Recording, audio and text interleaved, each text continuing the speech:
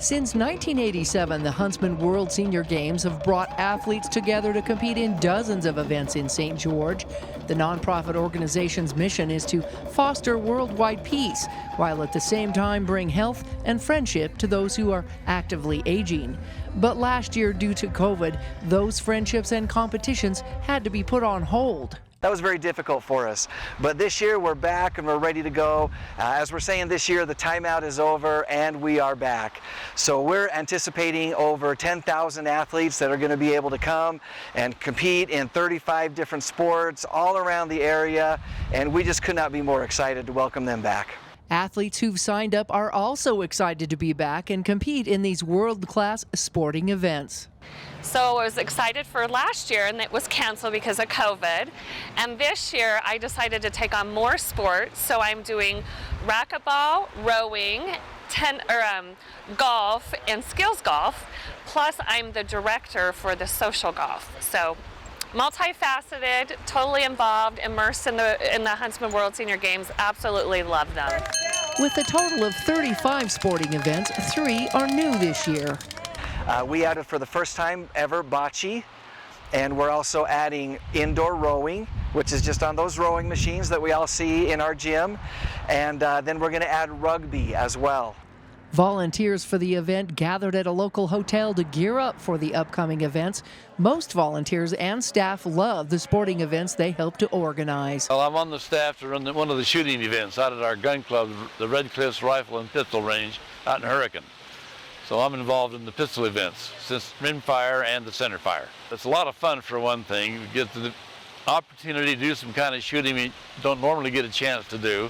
And it's very, very safe. We encourage anybody to come out who wants to shoot. You don't have to be a crack marksman to enjoy it. Our event takes about 3,000 volunteers, and every year people in the community step up. I will say that this year is a little bit different.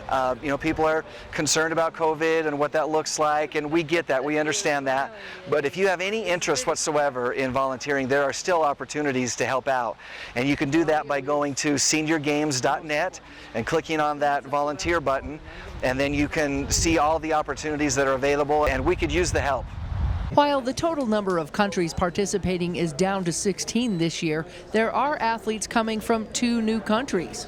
We have South Korea for the first time ever, and we also have Guam, which is technically a territory of the United States, but never been represented at the Games and will be represented for the first time ever.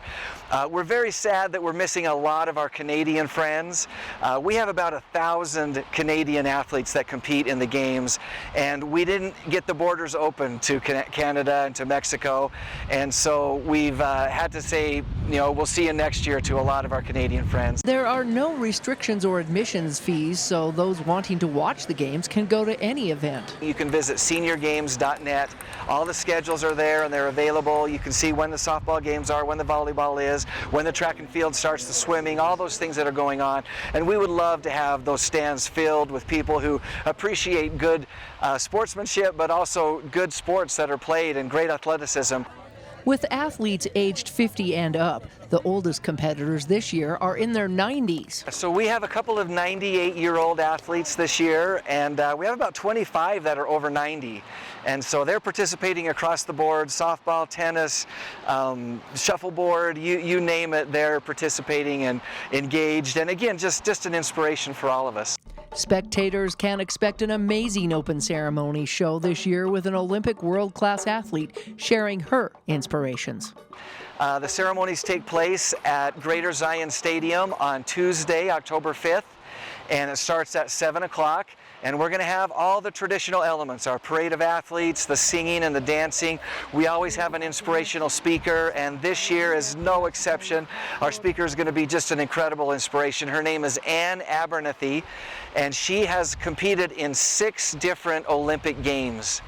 And she's just got an incredible story, multi-time Olympian, but multi-time cancer survivor.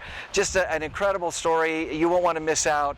The show is free, so just come on out. We've got a shuttle. You can park anywhere on campus. We'll shuttle you down to the stadium, take you back to your car after it's over. Bring your family, your friends, the neighborhood. We want to fill the stands and just celebrate the games being back here in town. In St. George, Melissa Anderson, Community Education News.